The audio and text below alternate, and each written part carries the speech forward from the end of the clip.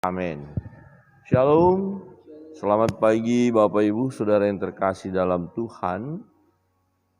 Kita bersyukur hari ini diberikan Tuhan untuk menikmati kebaikannya, kemurahannya. Ya, setelah malam hari kita lalui dalam peristirahatan kita, dan pagi hari ini sebelum melakukan segala kegiatan, terlebih dahulu kita menyembah Dia, memuji, memuliakan Dia dan mendengarkan firman-Nya. Kemudian kita naikkan doa-doa kita, itu sesuatu hal yang baik ya, yang harus terus kita lakukan.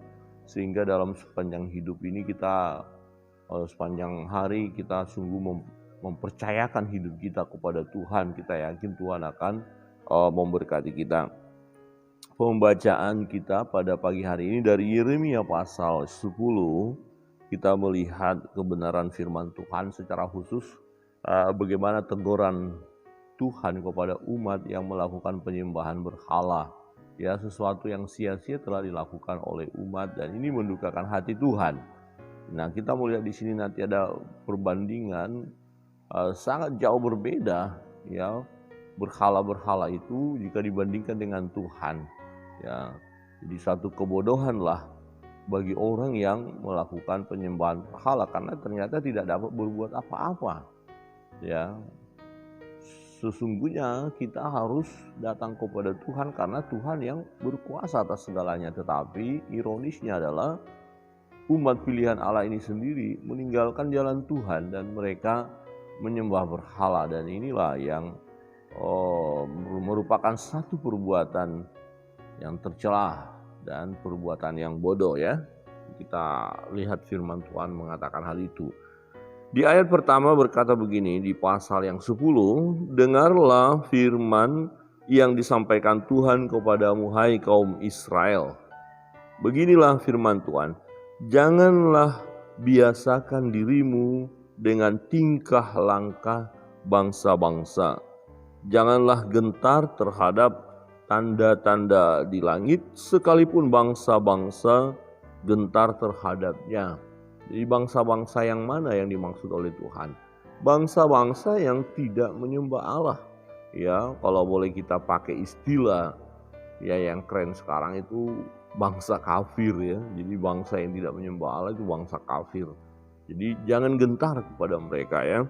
Sebab yang disegani bangsa-bangsa adalah kesia-siaan. Jadi yang dihormati, yang disanjung, yang disegani dikatakan oleh bangsa-bangsa ini adalah kesia-siaan. Nah, apa yang mereka hormati itu, yang mereka segani itu? Nah, dikatakan bukankah berhala itu pohon kayu yang ditebang orang dari hutan, yang dikerjakan dengan pahat oleh tangan tukang kayu. Nah, rupanya itu yang disegani.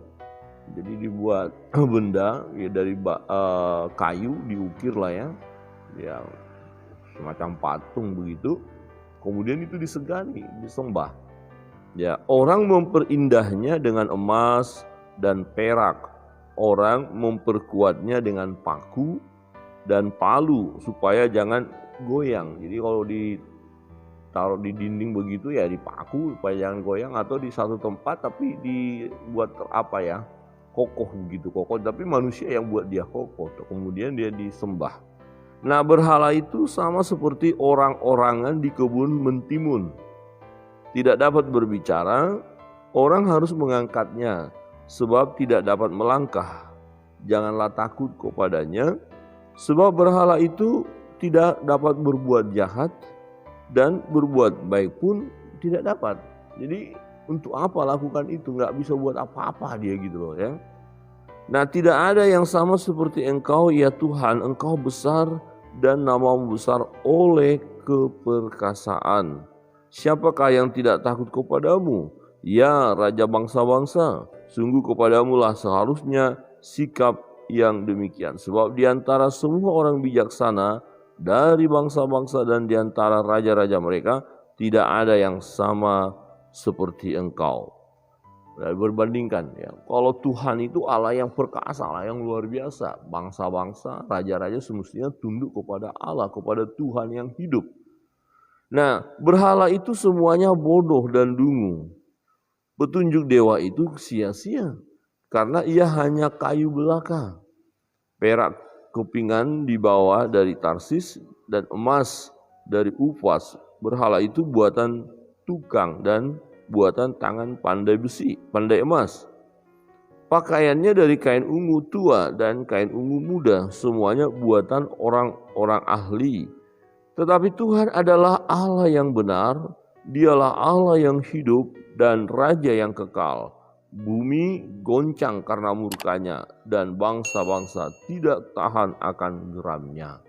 Nah, saudara yang terkasih dalam Tuhan, jelas sekali di sini perbandingannya ya antara berhala dan Tuhan.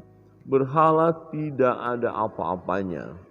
Ya, menyembah buatan tangan manusia tidak ada gunanya, kesia-siaan. Ya, berbeda dengan kita menyembah Allah. Menyembah Tuhan yang berkuasa. Tuhan memiliki kuasa. Dia bisa lakukan sesuatu dalam hidup kita. Memberkati kita, menyembuhkan kita. Dia memberi kehidupan kepada kita. Ya, dia membuka jalan pada saat kita mengalami persoalan pergumulan. Ya, dia bersama dengan kita, ya, melindungi kita dari segala maut. Dia yang memberikan apa yang kita perlukan. Nah, itu Allah yang hidup, Allah yang berkuasa. Dan terlebih dia menyelamatkan kita dari kematian yang abadi itu. Ya, dari neraka. Ya, diselamatkan kita, kemudian kalau kita mati masuk surga, itu karya Allah, Tuhan. Nah, kalau Allah-Allah yang lain, penyembahan berhala, ya tidak dapat. Ya, tidak bisa memberikan kehidupan. Justru sebaliknya, manusia ya berbuat sesuatu untuk berhala itu.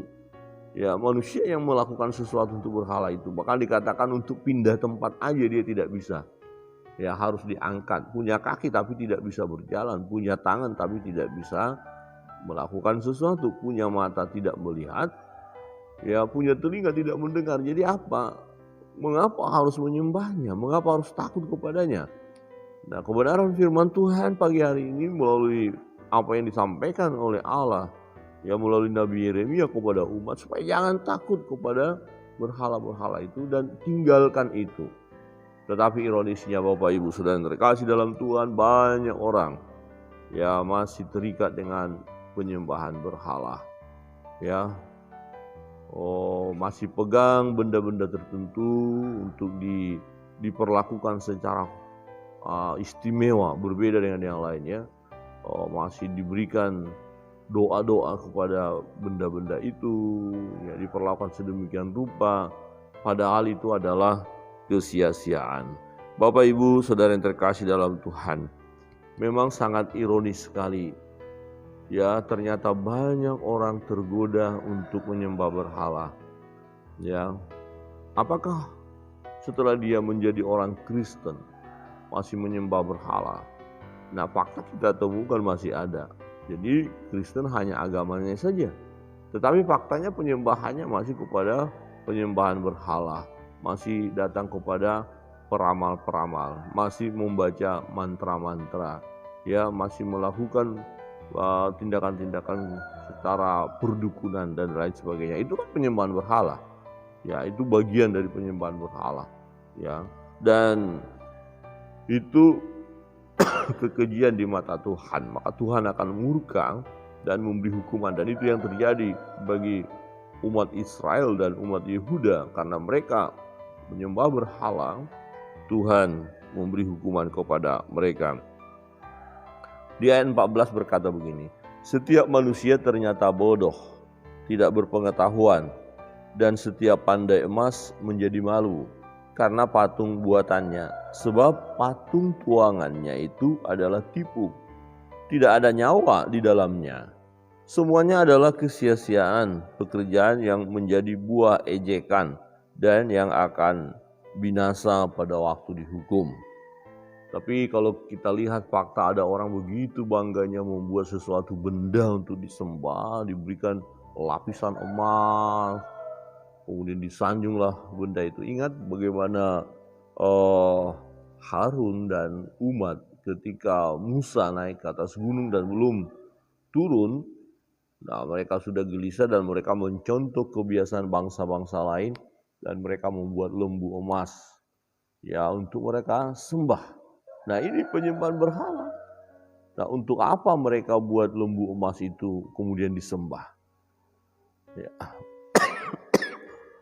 Mungkin kita berkata, wah itu suatu keanehan ya, tetapi faktanya itu yang terjadi. Nah, lebih tepatnya kebodohan. Ya, kalau dalam firman Tuhan dikatakan kebodohan, sebab semua akan menjadi sia-sia. Jadi yang kita lakukan adalah haruslah menyembah Allah. Maka di ayat 16 dikatakan, tidaklah begitu dia yang menjadi bagian Yakub. Tidak begitu, maksudnya tidaklah begitu, tidak seperti yang di atas ayat-ayat di atas tadi, yang dimana orang menyembah berhala akan kecewa, ya akan menjadi malu. Tetapi yang menyembah Tuhan tidak ya, tidaklah begitu dia yang menjadi bagian Yakub, sebab dialah yang membentuk segala-galanya. Dan Israel adalah suku miliknya, namanya ialah Tuhan semesta alam. Jadi kalau benda-benda yang disembah tadi, patung yang disembah tadi, buatan tangan manusia tadi, atau berhala tadi, ya orang datang kepadanya minta bantuan, minta pertolongan, tidak bakalan bisa, minta kesembuhan tidak bisa. Ya, tidak bisa buat apa-apa, bahkan pindah tempat saja dia harus digeser. Ya, tidak demikian dengan Allah. Ya, Allah kita adalah Allah yang berkuasa, Allah yang membentuk segala-galanya. Jadi segala-galanya dia yang bentuk. Bahkan kita dia yang ciptakan. Jadi seharusnya lah dalam hidup ini kita menyembah dia, mengagungkan dia. Terus berserah kepada Tuhan. Dan di dalam Yeremia pasal 10 ini bagian terakhir kita melihat ada semacam kesadaran ya yang disampaikan oleh Yeremia supaya mau berserah kepada Tuhan saja dan Tuhan yang membentuk.